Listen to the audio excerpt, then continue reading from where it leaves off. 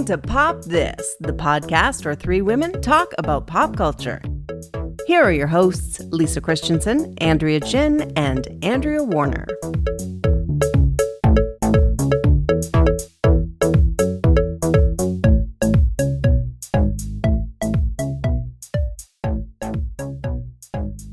Okay, well, friends, I'm home. Welcome back. We missed you. Thank you. I missed you guys too. I had like 16 days away in, well, they are two different places now. I was going to say Europe, but nope, stupid Brexit. Anyway, Europe, Spain and London. Two distinct locales, very separate from each other. Now that we live in a Brexit world. Anyway, I had a really wonderful time. It was fantastic. I also, classic Andrea, got to travel while on my period the entire time, by the way. So it was really light and spotty for the first 14 days. And then, it just, I think I described it as like a blood factory on Instagram. Because, I'm not shy. I like everyone to know what's going on. People who menstruate, we got to be honest about what we're going through sometimes. And so the last 2 days of the trip in London, we only had 4.5 days in London. And the last day and a half, basically, I was stuck in my hotel. I only got to leave for like 2 quick meals. And because I was in so much pain and like just so. Oh, I'm sorry. Just so gross. Or feeling gross, and like it just didn't want to. I didn't bring enough. We traveled with just a carry-on and a backpack, so I didn't have enough clothes that I could bleed through everything for 16 because we'd days. already done laundry twice. Well, you could have gone shopping. That would have been my excuse there. Well, would that I could, but let me tell you true. Yes, okay. that you actually can't go into. I think there's like one clothing store in the suburbs of London where you can get clothes that are plus size in store in my size. So I did not have that I could buy a bunch of scarves if I wanted to fashion a bunch of like really sloppy diapers. But there is an image that I won't get out of my head ever. I did find some really wonderful organic cotton pads though. So credit to Boots for putting me. Boots is a great drugstore. I love Boots. Yeah. I went to 3 different Boots while we were there in the space of 4.5 days. But like it wasn't so like this was a trip that one forced me to reconcile with the fact that I've mostly been indoors for 3 years. Because if you go from mostly being indoors for 3 years to walking tons and climbing hills and doing all kinds of physical things and you haven't done that in a long time, your body hurts, FYI. So there was that first. And then I kept hurting myself. So I at one point I was going down this like really narrow staircase in a hostel we were at for like one night in Spain. And their hostels are different than so it's like a hostel. It's not like a hostel where it's like a bunch of young people. This is like individual suites with their own bathrooms, but it's still usually like because I just had this imagery of you and Carlos like sleeping like 10 to a room like 6 and like deep. bunk beds. Yeah. Men and women dorms. Yeah. I gotta say, not my bag. I need a private bathroom because I have a shy colon. It takes me like sometimes if a room is not right, I won't even be able to go to the bathroom in my own hotel room. Like it's very specific. So these are the things I was looking for when I booked a hotel room all the time. So it was very, very sharp metal points as the railing. And it was such a steep staircase that I went and I like bashed my knee up while I was walking down the staircase. And I just instant bruise. Instant bruise. So that was the first time. Then we got to London and I was walking up the steps to the double decker and I fell and just took out my shin on the double decker step. Also instant bruise, just got to tell you. And then, okay, so I really was like, had put my knees through quite a lot on this trip, and I was trying to be gentle. And so, anyway, we took a cab at one point, and cabs in London, I think, are sensational. They like, you just step into them, and as long as you're on a curb, you're fine. But this cabbie had a lower, there was like, the sidewalk had a ramp down, and so I had to step up higher than I normally would. And it's a big back of the cab. Like, you can fit 5 or 6 people in, and you face each other. It's really spacious and wonderful. Anyway, so I stepped up and into it, and my knee just collapsed. Oh, no. And so I fell again, just like on my shins. And I don't even know which way my knee went. Anyway, I was trying so hard not to cry. And Carlos was like, how can I help you? I don't know what to do. And I was like, you need to get in the car. I need to calm down. I will make my way into the car in a second. So I did. And then the day after that is when I was held up for a day and a half with period Oh stuff. my gosh. But also, I wasn't the only one that hurt myself on this trip. Poor Carlos. So we were in this like little town called Xinjiang, and we were there for like 2 days, 2 nights. So 2 days, 2 nights. And it's a very steep old town. And because he speaks Spanish and he's fluent, he went to go do some laundry for us and to just take it to the laundromat. And so he had to like hike up this like, I don't know, 70-degree hill or whatever. And he was on his way back down, and he bailed with our laundry and carrying his water bottle, like a really like hard metal water bottle, and landed on the water bottle on his gut. His bruise was like this big instantly. Goodness. Did you see this tumble? I did not. So he gets back to the hotel, and he looks upset, and I'm like, what, are you okay?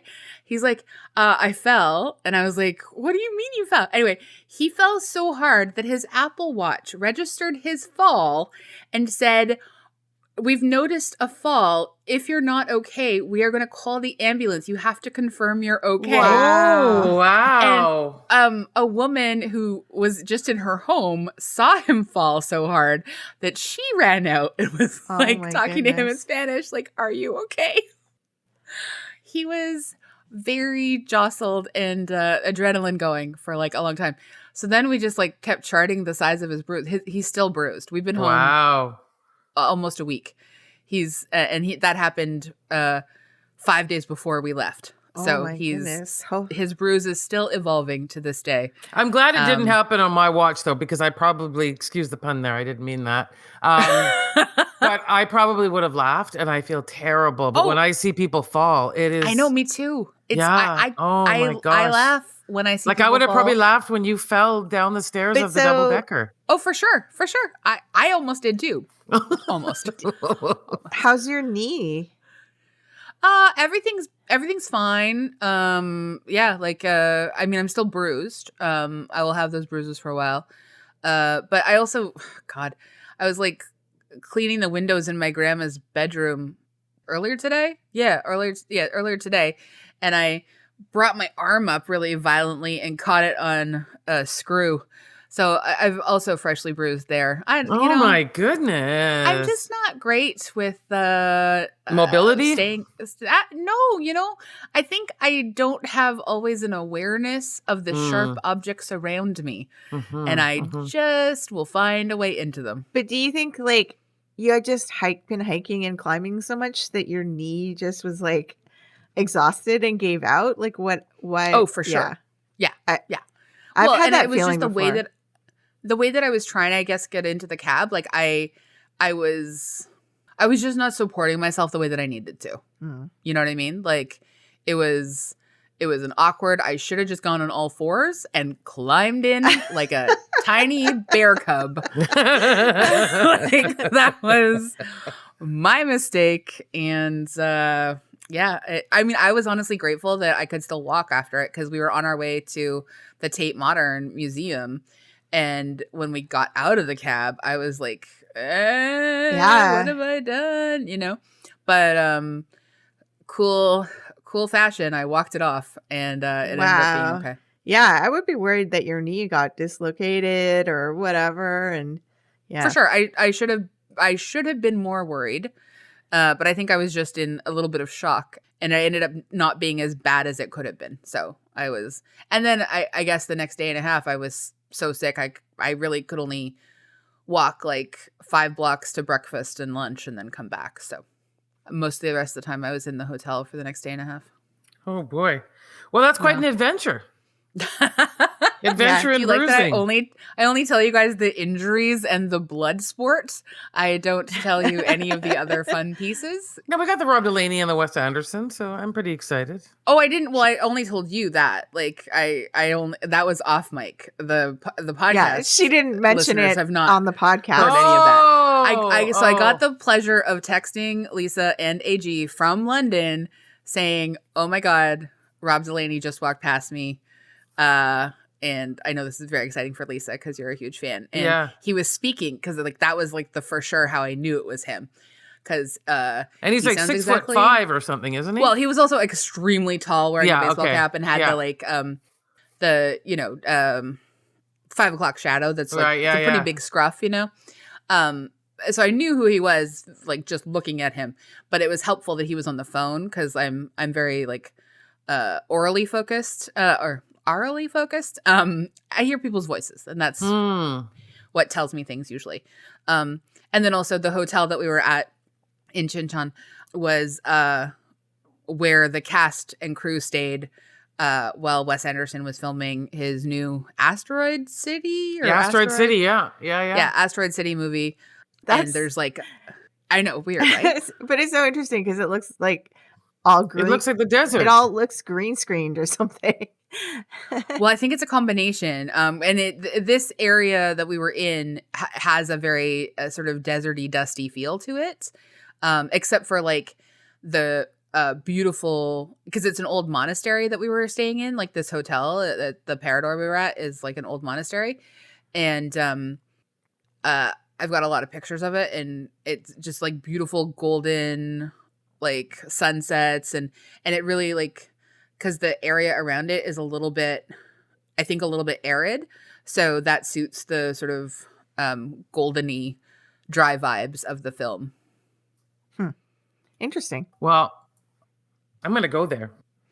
Absolutely should. Absolutely should. I would say be very careful. You may wish to go with someone who speaks Spanish. Well, my friend who lives in Madrid is getting married again next year. Oh, nice. Not cool. By again, I mean to the same person. They had so she, it sounds bad when I say again. No, not at all. No judgment. Yes, they had a quick wedding just because so she could stay in the country.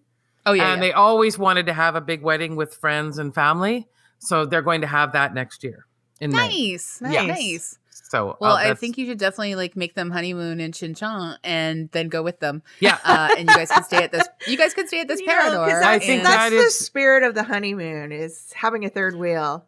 I love that. Well, I'm just looking up Chinchon here, and it says is a town, a municipality in the community of Madrid. Yeah, it's not that far. It's like an hour from the city. Yeah, there you go. So that's where I'll go. But also, be careful. It sounds very steep and very treacherous. It is. Yes, well, all of the different cities I've been to, they're all a little bit steep and treacherous. So yeah.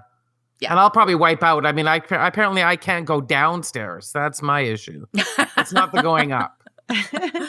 Yeah, I get it. You know, like people who live there just get used to it and don't fall, or do you think they do fall? No, I think everyone who I saw managing and navigating incredibly steep hills is just born with hills in their veins. Like they know the terrain. It's part of them. They're fine. Yeah, I guess you would get used to it. Yeah. If it's all you've ever known, it's all you ever know, you know? Yeah. You know? I know. Yeah.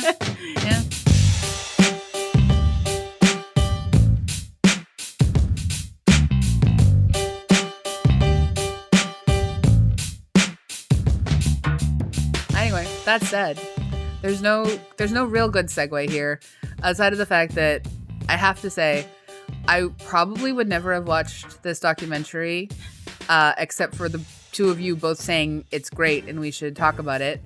And I'm so glad I did. Yay. I'm glad to hear Yay. that. Well, So that's glad I did. Good enough of a segue for me. Well, and honestly, I'm like really glad that we're talking about this, like, just like, you know, after I've been away for a few weeks. And like, if we were talking about something we all kind of hated, I think it would be a harder, like a real rough entry. But this is nice. This is Yes. Yeah, this is nice. So I'm glad to be home, and I'm glad to be doing this with the two of you. Thank you. Yay. Welcome back. Yay. I'm Andrea Warner. I'm Lisa Christiansen. I'm Andrea Gin. And you're listening to Pop This. And we are talking about a film called Pamela, A Love Story. I think it's good we call this a film rather than a documentary. I don't know. I think we need a new term. Yeah, well, I mean, we're back to this conversation we always come to. Yes, we are. When we talk about like the J-Lo halftime film or Taylor Swift's Miss Americana or the Shania Twain film. I think the biodoc that you like, the biodoc is, I think, a reasonable way to phrase it. But I do think it's more like hagiography. Yeah, like it definitely like more like autobiography, you know? Because like it's also, I mean, it's the same title as her actual autobiography that she released earlier this year, basically. So that's not like a surprise to me, like that her book came out and that it's kind of the same, you know? Mm-hmm. But how do we feel? Like this seems like such a trend now. There's this like a biodoc coming out, it seems like once a month from somebody. And it seems like the criticism of them is that it's just like, you know, made by that person. And so it's more like skips a lot of stuff. Yeah, exactly. Yeah. I mean, it's not... as someone who has recently made one of these, I suppose, because I think that the Buffy St. Marie documentary, Carry It On, that I was a part of is kind of a bio documentary as well. Like, I mean, Madison Thomas directed it and she and I co-wrote it, but like Buffy was hugely involved in it. It hasn't received as much criticism that like it's not willing to like go to like the dark spots or whatever, but like I can see how these two films have a lot of parallels to each other. I still think of it as a documentary personally, but maybe I'm too like inside it to, you know, judge it in the same way. Because to me, what we worked on for Carry It On feels like a very different movie than J-Lo's halftime. Halftime. Yeah, you know what I mean? Like and maybe it's just because I know that like I know what Buffy's involvement was in the process, and it was never her really saying like, we can't go there, we can't go here, we can't do this or whatever. But obviously, as someone who like her being involved in it, like of course it complicates the matter to a certain extent. Yeah, I think there's a spectrum of these types of films because, yeah, it does seem like, you know, like you had like on the Buffy film, a director and a writer with different perspectives coming in, and like it doesn't, I don't know, these other films like Miss Americana and Halftime, just it feels like these stars kind of wanted to set the record straight about a particular part of their story and, you know, kind of got a team together, and it's produces really kind of like slick. Well, it feels much more branded. Yeah, I think slick branded thing. Yeah. Yeah. And I mean, I think that's the other thing that I was thinking about a lot through Pamela, A Love Story, which I very much enjoyed, is just this idea that it's her telling her own story in her own words with her own focus, as if she's never done that before. But this is a person who has released 3 biographies, and she has co-written all of them. Mm-hmm. She has also like it's not that she's never had the opportunity. I think what this one positions it as, it's particularly in relation to the Hulu show being made just before this, and it's really her taking control of that particular narrative. of what happened during the sex tape stuff, her talk, because like there's a lot of stuff, like just going through even her basic wiki page, there's a lot of stuff that she's talked about in her first 2 memoirs that didn't make it into this documentary. And that's kind of interesting to me as well. Plus the fact that she isn't, like, she seems willing to go deep into a lot of stuff, but the focus very specifically is the love story component. Mm-hmm. It's not the other pieces of the story that I think are kind of compelling, which is, and messier, Mm-hmm. which is like repeated defenses of men who have been accused of extremely awful, like, sexual violence and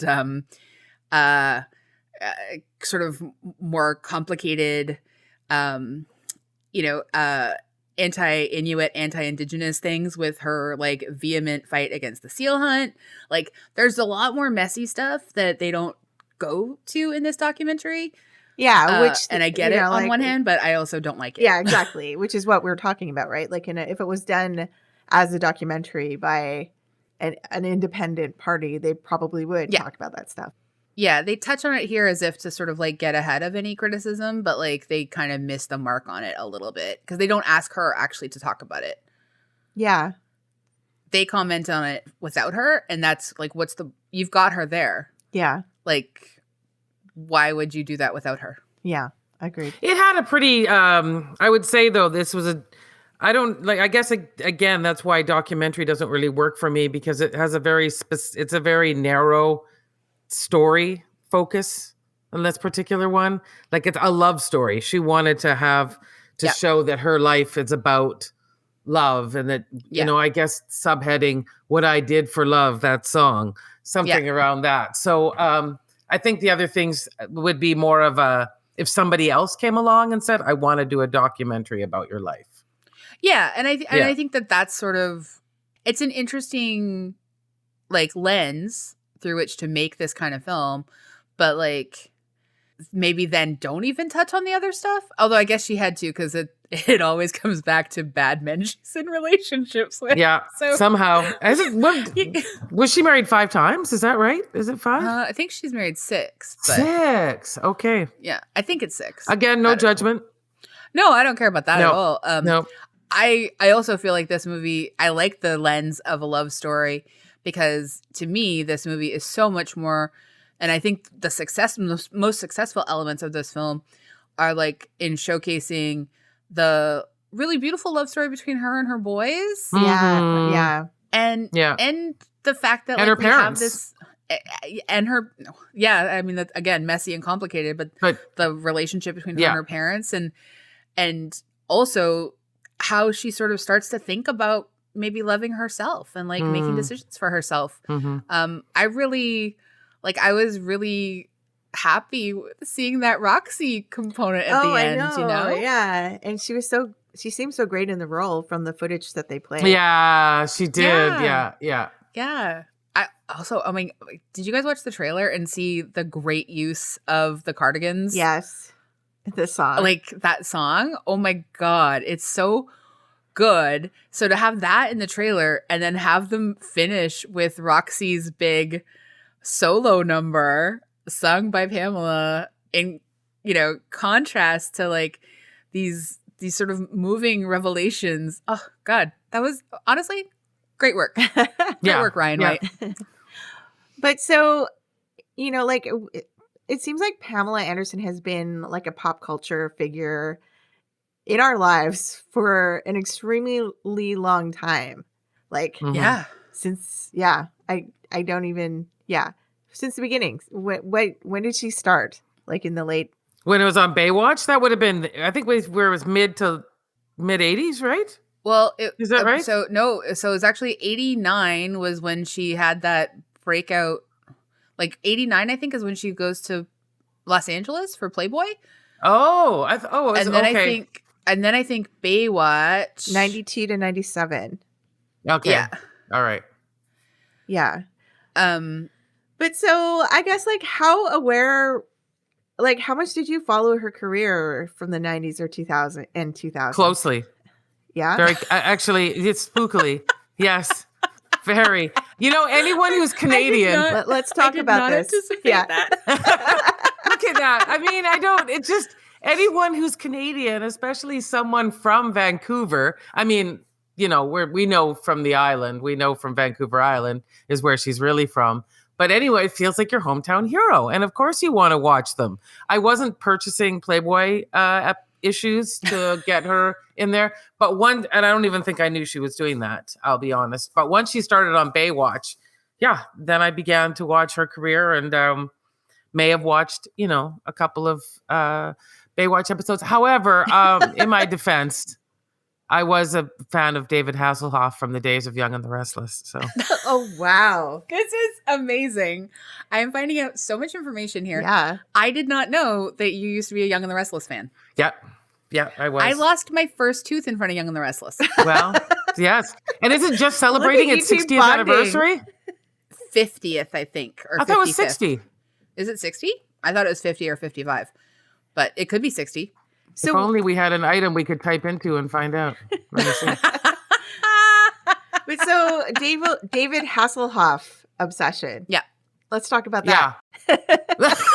That's Lisa. That's all Lisa. What's to talk about? I mean, he had a talking car. He was a handsome man. He seemed very funny. I mean, it was a time and place. Did you have his poster up in your locker type of thing? No, I wasn't like that, but it was it was more of a, let's call it an appreciation rather than anything else. I remember being a little kid and going to see the car Kit at some kind of thing at the P&E, and I was like, wow, Kit, the car is here. I was too young to care about David Hasselhoff at that moment, but Kit, the car, that was a huge deal. Wait, was David Hasselhoff at the P&E as well as the car? Oh, I have no idea. Okay. I only cared about the car. I doubt it.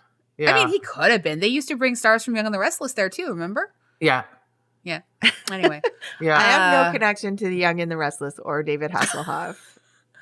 I mean, that's okay. Did you watch Baywatch? No. I feel like I did watch a few episodes of Baywatch here and there. Because it would have been kind of impossible for me to avoid, I think. But it wasn't something we watched, I don't think, as a family at all. Because I feel like that just would have been awkward. That's very weird. I don't even know what happened on the show. It's just I remember it just being lifeguards. I mean, that's kind of the whole lifeguards saving people and solving crimes and having maybe were they some solving personal crimes? Lives. I think they did solve some crimes. I think that we're on the Baywatch thing now that I think we're going to have to do it as a podcast episode because we talked about it with Gigli. Baywatch this comes up too much in our podcast. It does, I was actually more so thinking that we, after watching this documentary, I was like, maybe we should do Barbed Wire. Her flop of a film. I've never seen it. But just to experience it could be kind of an epic disaster. Okay, and it's fun. loosely based on Casablanca, and we've never done Casablanca. So Barbed Wire? Barbed Wire? Yeah. Is loosely based on Casablanca? Yeah. Okay. See, I was just gonna say, Barbed Wire is such a mystery. Nobody really knows what it's about. Even Pamela Anderson does. Yeah. Would we be able to even view it anywhere? Is it available? Who knows? And then here's a headline I'm reading. It said retrospective 1996's Barbed Wire is just Casablanca, but with Pam Anderson. Wow. So wow. So there's some information for you. You've really intrigued me. They might have sold more tickets to the movie if they ran with that. Because I never heard that at all. Wow. Well, I think that where I fully became more aware of Pamela Anderson, and this is, the dark part of just has always been, I've always been interested in entertainment journalism and celebrity gossip and stuff like that. So I remember very clearly when well, I'm not going to say very clearly, but I remember following Tommy Lee getting arrested and hearing about the details of him assaulting her while she was holding their, practically newborn baby. And while their 3-year-old was also in the vicinity. And I remember that going to trial, and I had remembered in my head a different thing than what was shown to us in the documentary. And honestly, like, I'm extremely impressed and proud of Pamela Anderson for it just, saying like, no, like this, like, Yeah. And because I think it's so hard. And she really loved so him. many people she really loved him. And also we know that it often takes domestic assault survivors many attempts to leave their partner. And so in my head, I thought that they had gotten back together a few times originally. And from what we saw today, it seems like no, like she was like, nope, this is divorce and this is it. And even though there's a lot of complicated stuff still to this day, just the fact that she was able to say like, no, like I am absolutely 100% prioritizing the safety of my kids. And I will not allow this to happen to me. That's an amazing piece of the puzzle. Yeah. Of Pamela Anderson. Yeah. But so Lisa, as a person who followed her closely, but did anything that you saw in this documentary like sort of differ from what you originally thought her story was? I would say that I always knew the headlines. And so I think it was an opportunity to see a more human side. Like, of course, I remember when she got married after a few days of knowing him and getting on the beach in Mexico and those pictures coming out. And I knew who Motley Crue were. So that obviously, so it just seemed like a wild match. Watch that. I didn't really, I guess I didn't, and then we heard about the sex tape, but I never really thought about the actual love story. That was really sweet and quite magical, really, because they were together a lot longer than they should have been when you think about the odds on that story. Yeah. And it's so heartbreaking how it ended, and it's so tragic. And I think I hadn't really put the human to it. And so I was really pleased that the documentary did that. Yeah, I would agree with that because I kind of like, I can't say I really followed her at all, but she's just always been like a celebrity that I've been aware of for my whole entire life, it seems. But yeah, it always just seemed like story after story and headline after headline. And I never considered that she was this real living person going through these things. It's just like kind of tabloid fodder. And it was just, I think that's part of why this documentary is so moving, is because like you kind of do remember all of these things happening, or at least I do, but I've never kind of thought of it, what it would be like from her perspective. Yeah, that's what I didn't think about that. And also, I think she just seems like a really lovely, warm, genuine person. And I think I sort of knew that about her.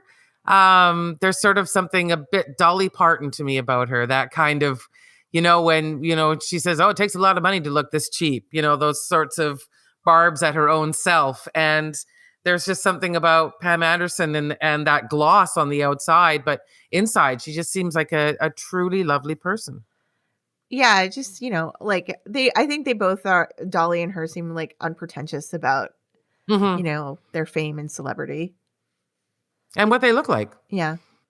And I think obviously I was actually going to ask you both, Pamela Anderson does coastal chic in the most wonderful way, right? Like, yeah, she does. That is like every outfit she has when she's in Ladysmith is flawless. Yeah.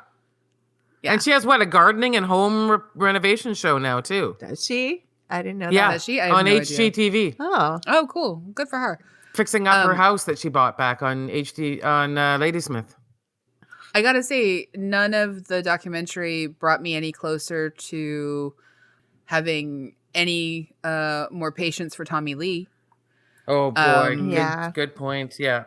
I got it. Yeah, that was awful. Like, he gets away with so much stuff just because he gets to be a rock star. And Hearing him say, I didn't want to be second anymore, just I sickened me. wanted to vomit. Yeah, I was so mad. Yeah, I couldn't even. That, like, his anger came from a place of not being the priority anymore. You know what? Like, I swear to God, it's just so easy to go get a therapist. They can afford one. He can afford one. I appreciated that he was too cheap to want to drink the vodka out of the mini bar, but go get a shrink. Like, just get someone to talk to and work through this crap, because this is so deeply unnecessary, and I would, awful. Well, I mean, it's not been that long, and by that I mean I think only a couple of months that he put out an inappropriate photo. I'm not gonna say the kind of photo, but we all heard about it, I think. I did not. I gotta say, I did not. Do you follow Sorry. him on social media or something? Like, what? You know, How just do you because see I these keep up. things? You can say if you do. Like, it doesn't mean you support him. I don't, but I do follow music blogs and metal music blogs, and for some reason that makes sense. That publish show up there. racy pictures of him. No, but they mentioned that he did put that photo out. And David Hasselhoff.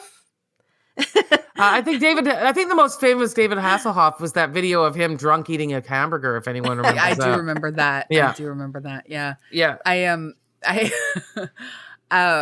We need a biodoc about that. Yeah, No, I think man. so. I don't know. Let's if fill we in the need blanks any- and tell us what's Yeah, going what on. is his perspective on that? You know, I think sad alcoholic is sort of that was the David Hasselhoff life. Yeah, at that time. and Yeah. I gotta say, like, I think, like, Pamela calls it really well, which is, like, she grew up around, like, bad drunks, and, you know, I was just hoping and hoping and hoping that, like, she has, like, just a couple friends that can, like, just love her without wanting anything from her. Mm-hmm. You know, that's, like, it. There just seems to be, like, some loneliness there that made me a little sad. Also, just this ongoing sort of, and I know that, like, I know that sexual assault survivors and all kinds of survivors have, like, different journeys to putting the blame where it belongs. But it would just be, like, so meaningful, I think, to, like, be able to sort of, like, you know, blame the assaulters, blame the perpetrators, and not take on any of that stuff, you know? Like, she's got some pretty terrible quotes out there in the world about the actresses that Harvey Weinstein violated and assaulted, about how they should have known better. And, like, that's the kind of stuff that, like, it comes, I have observed that comes from people who, like, you know, don't want to be thought of as a victim, and have a hard time sort of, like, sitting with their own shame around stuff like that. And it's just so hard. And it's this documentary, there were, like, so many points where I found myself, like, really teary. Mm-hmm. Mm-hmm. Yeah. Mm-hmm. Yeah. And when she's speaking to the New York Times, Jessica Bennett, she said about herself that she is probably, like, a good case study for any feminist, because she does consider herself a feminist. Mm-hmm. And yeah, I'm okay with that. Yeah, I'm sure she's. I think her journey to get there has been a very interesting one. Yeah. But, you know, like, I guess she means, like, her brand of feminism is a good case study for feminists. Yeah, and I think there is a lot of stuff that's really interesting there. Like, I feel like I haven't yet, and I mean, maybe it's just I haven't done the reading yet, but, like, I'm interested in reading the biography that she put out earlier this year before the documentary came out now.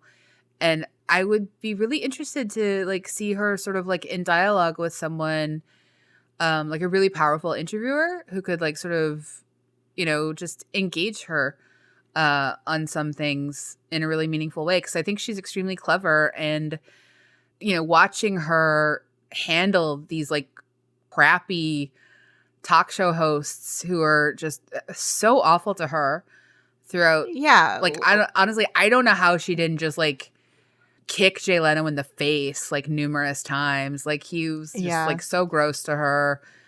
Letterman so gross to her. Like, Kimmel, like I just all of them like awful.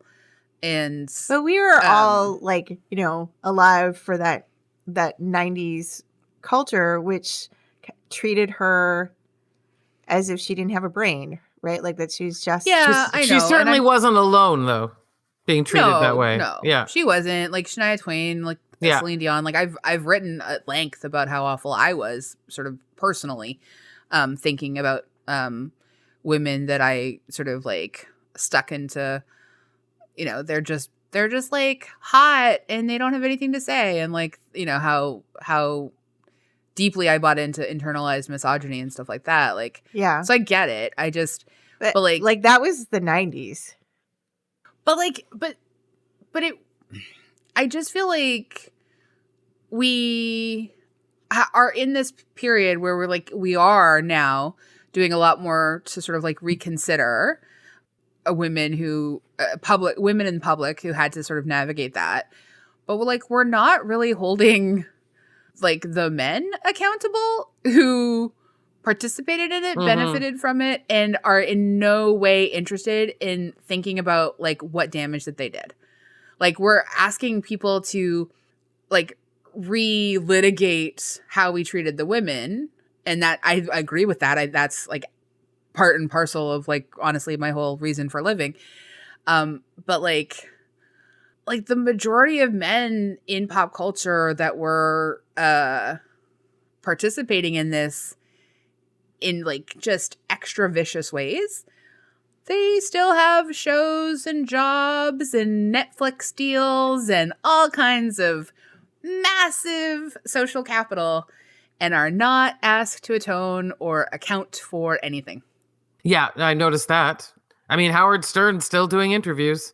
And Howard Stern is so popular amongst celebrities. Yeah, I know. Like, there are so many celebrities who consider him one of their best friends. And he's one of the grossest people alive. Well, I don't understand. During that time, those watching those interviews, it's horrible. It's horrific. Yeah. Mm-hmm. Like, I just don't understand. Like, that honestly might be, if I ever had the chance to interview Jennifer Aniston, one of my very first questions might be like, how are you friends with Howard Stern? Yeah. Can we talk about that? But then again, like, why am I challenging her? Like, I should be asking Howard Stern, how are you friends with any of these people that you've been so disgusting towards? Yeah. Like, he's revolting, and he is considered one of, like, the primo people you go and spill your guts to. Yeah. There's no, I mean, if you're on that circuit and you're not on Howard Stern, you didn't make it. Yeah. Mm-hmm. Ugh, I hate it. Sorry. That was just a tangent, but since we saw him in this documentary. Yeah, we did. And we saw Pamela, like, and honestly, like, so I've never watched the sex tape. And I gotta say, I was never interested in it. I've also never watched the Kim Kardashian sex tape. I thought that was interesting to like, and I didn't know the extent to which their tapes had been stolen. Me neither. Re-edited. Yeah. Like, I didn't know any of that. Also, I guess now I have questions for Seth Rogen as to like why he would make this Hulu movie. Yeah. Or this Hulu series. Like, what are you doing? Have either of you seen that one, Pam and Tommy? No. I wouldn't. I wasn't interested, and I just felt uncomfortable. Yeah, me too. Yeah, it's curious. I kind of wish I knew someone who had seen it to be able to talk about it.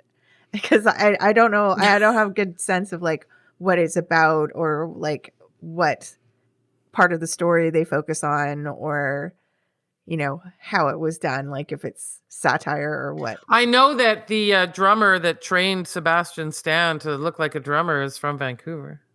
Mm. So that's the extent of my knowledge. Well, I believe that it is supposed to be like kind of like a bit comedic, like the way Brandon says when he's describing the first 3 episodes that he's seen, and that like he's advised his brother Dylan not to watch it, and like I got the sense that it was sort of like kind of in the I, Tonya vein, where like it's kind of like making fun of a situation that is actually like more complicated and not great. You know what I mean? Like, right. But this one without Pamela or Tommy Lee's consent. Although Tommy Lee seems much more chill about it, because again, he didn't have any. Because he came out on top again. He didn't have any professional fallout. Yeah, Pamela he did had all not. the professional fallout. Yeah, he looked like a hero. Yeah. Oh God. Mm-hmm. Gross. So gross. Blah. Blah. Sorry, I'm just gonna make a series of disgusting sounds. I apologize. No, I think they're merited and warranted, and you should do them. Yeah. But do you think this is going to be like a revival for Pam Anderson? Like, do you think she is? Yeah, I've seen her on every runway in the last couple of months. I mean, you can't stop seeing her in high fashion and everywhere. I feel like people did a real re-examination of how they felt about this woman. And I think she has, it's been beautiful. Like I said, she has an HGTV show about fixing up her house. I think if you go to Ladysmith, you can see her walking down the street. I think this is a renaissance for Pam Anderson, and all the better for it. That's cool. I would like. Again, there's just a few outstanding things. I appreciate her activism. I don't appreciate the sort of singularity of the vision of her activism without any thought to the communities impacted by like some of those things. So I would love to see Pamela Anderson happy and feel fulfilled and have like great things happen to her, and to also have her reconsider a couple different things Yes, in her life. agreed. Those are my wishes for Pamela Anderson. That's lovely. That's very nice of you. As if I have any say in any of it. I didn't know about the runway stuff though, Lisa, so that's cool to know. Yeah. I am showing that I've been following Pam Anderson's career a lot closer than both of you, but there you go. I love this like secret Google alert that you just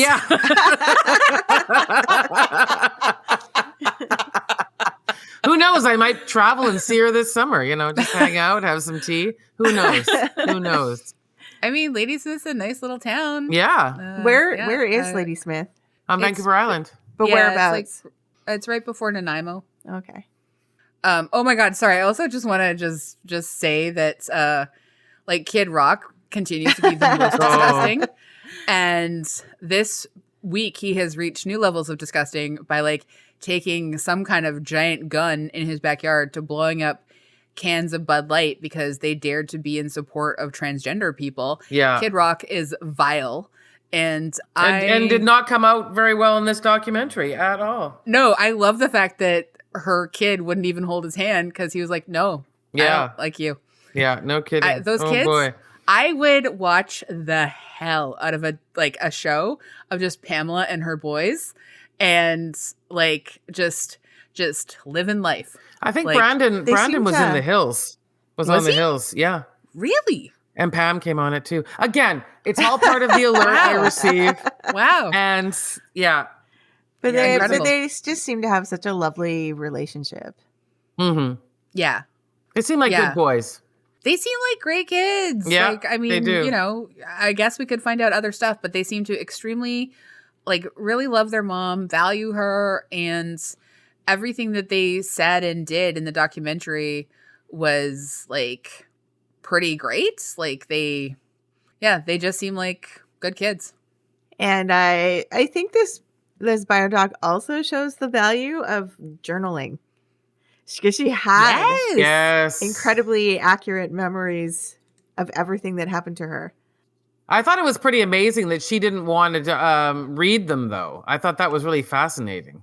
I got that. I understood that, but I didn't like the voice they hired to stand in for her. I thought the voice that they hired to stand in for her was like a little too reticent. Yeah. Like it just didn't sound like, if you're going to cast for Pamela Anderson, even as a teenage Pamela Anderson, give the voice a little more humph, you know? Yeah, exactly. Yeah. I mean, does this biodoc pop? For me, it did. Yeah, I agree. It popped for me. I agree. Yeah, I recommend it. Yeah, I think, it is part of this trend of like reevaluating women, like from the 80s and 90s who were treated awfully by the culture. And I think that she deserves to be reconsidered. And I'm glad that she's having this moment. You know what? I couldn't believe. I agree with all of that, AG. I forgot that at one point Carlos said to me while we were watching this, wasn't she on Home Improvement at this time? They don't even touch the Home Improvement part. In the book, she does. Oh, I'm sure she does in the book. Yeah. But like the fact that she was the original Tool Time girl, quote unquote. Well, I mean, if you go to her Wikipedia page and look at her TV credits, it's huge. She's been in so many things consistently for her whole career. Like, it's amazing. Holy crap. Barbed Wire really was a thinly veiled futuristic remake of Casablanca. She participated in Dancing on Ice in the UK. Well, maybe that's when she was living there for a little while. Oh, wow. What a time. Yeah. What a life. What a life. It's not even over yet. God knows what she'll get up to now. Yeah. Again, I hope things are good. I also really liked her going through the list of some of the men she's dated, and oh my god, what a who's who of 90s dudes. Yeah. Incredible. Okay, anyway. And the fact that she used like $5 dye on her hair. Oh, I love that. Time. Yeah, that was honestly, even better. Yeah. I love that. Yeah. That's great.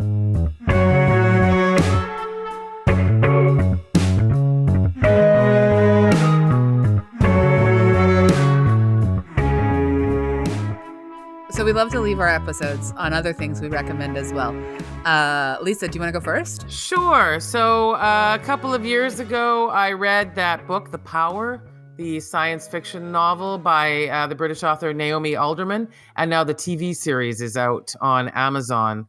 And I watched the first 3 episodes and really loved it. Just thought it was fantastic. And I can't wait to keep binging on it. Cool. Thank you. AG, what about you? So I thought this would be a good recommendation, given what we were talking about today, but I went to the Skoden Indigenous Film Festival last week. It's at SFU. They have this really cool course that students can take where they organize a film festival. And so every year Skoden happens, and they showed Tanya Tagaq's, the film about Tanya Tagaq called Ever Deadly, Yay! Which A-dubs I know you know a lot about. It's so good. By Chelsea McMullen and Tanya Tagaq, which sort of weaves together Tanya's this incredible concert performance she does with footage of her life in Nunavut, and it's an incredible film. And like I think like right now it's an NFB film, but you can't watch it anywhere streaming online right now. But it's kind of like making the rounds of the festivals, and it eventually presumably will be available on the NFB site. So keep your eye out for it because it's fantastic. Excellent. And I thought it would be appropriate because they kind of like, she doesn't talk about Pam Anderson specifically, but she does say she does talk about vegans coming at her about like the whale hunt in the film. And the seal hunt and stuff like that. Yeah. Yeah. Ever Deadly is a great film, and that's a great recommendation. And I hope it's available for everyone to watch like online soon because it's really good. But you had a conversation with her about the film, right? I hosted a conversation with her and Chelsea actually together at Van City Theater here in Vancouver, I guess like a little over a month ago, maybe a month and a half ago. And they're a delight together. We had so much fun, and they're both working on some cool new secret projects. And some details are like slowly leaking out about some of the stuff that they're both working on. But I do know that I believe Tanya, 1, is making a new album. So that's exciting. 2, what's that TV show that like people are so excited about where like time is a flat circle? Oh, True Detective. True Detective. So season 3 of True Detective is filmed in Iceland. And I believe Tanya's in it. Wow. Like acting or singing? I don't know. Oh. I just believe that she's in it because I remember like scoping out her Instagram and just like seeing a few things. Maybe she's not, but I think she is. So wow, cool. Yeah. And yeah, Chelsea is just a really wonderful filmmaker, and they've got like lots of cool things on the go too. So anyway, my thing that I'm going to recommend, because I recommended the 80s. Go to Spain. No, kidding. Yeah, you should go to Spain. Hit me up with any recommendations you want for Spain.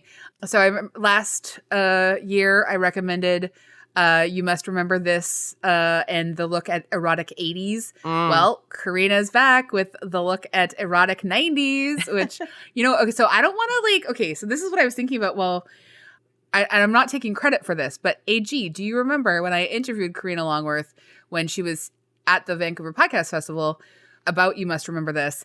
And I asked her if she, I believe this was inappropriate language, so I'm not going to say it here, but if she had like a basic catalog of screwing on film. And she answered me in some way that was extremely funny. Like that basically she was like, I'm glad both my parents are dead, that they haven't had to hear me be asked this question. But she was great and really, she was laughing about it. But now I think she actually has cataloged through the 80s and 90s screwing on film. And so I'm really excited that there's a very small possibility that I played even a tiny, tiny, tiny, tiny centimeter of a nugget in that. So she's back with the 90s, erotic 90s. This time, it's a 21 episode season. Wow. Where she only makes it up to 1993 or 1994. Whoa. Wow. Yeah. Oh my gosh. So wow. I am so excited. I'm so excited. I can't wait to dive in. I've listened to the prologue, and I'm saving this week's episode about Pretty Woman and a bunch of other stuff. I'm just so excited. And I love You Must Remember This, and 21 episodes that only makes it through 4 years of 90s cinema that specifically catered to erotic 90s cinema. Love it. Amazing. Do you think she does barbed wire? Nah. I mean, I honestly don't know that it counts as erotic, but we'll find out in season 2 of 90s erotic. You know what documentary just came out, and I don't know how we'll see it, but I would love to do the Brooke Shields one, Pretty Baby. Oh yeah, for sure. That'll it's be on great. Hulu, and I don't know how we see it in Canada then. It'll come to something. I can't remember. Hulu stuff comes to something in Canada. I can't remember what it is. Crave or something, but maybe Crave. Yeah. Anyway, it's usually about a month behind. But yeah, Pretty Baby is going to be great. Yeah, I watched the trailer for it, and it was extremely interesting. And I heard Brooke Shields on Mark Maron's podcast, and whoa, she was fantastic. So interesting. Yeah. And one of her best friends, Allie Wentworth, and her husband George Stephanopoulos, they're the ones who I think executive produced the documentary. So it's a very safe. Yeah, so it's like a very safe space for her to really talk about stuff. Oh, fantastic. Okay, which honestly I think that's good. Yeah, I agree. But it probably will be another one of those biodocs. That it will, but we seem to like them. So, and I will. Honestly, you know what? As long as you know what they are. Yeah, agreed. That's the thing. Yeah. You know? Yeah. Anyway. Missed you guys. It was really nice to do this. Thanks everyone for listening. Happy to be back. You can hang out with us on Facebook, Instagram, Twitter. You could email us at popthiscollective@gmail.com. We screwed up your part so bad last week. We sure did. Yeah. Great. Honestly, makes me feel needed. So good. And thanks to Stephen Schelling for filling in last week. There was this long pause where Andrew was waiting for me to do it, and I'm waiting for her to do it. Nobody knew what to say. And I said, I'm the one who says Thank you to our co-host and producer, Andrea Gin. That's my part. Yeah, it was so rude. She's like, I don't know any of our socials.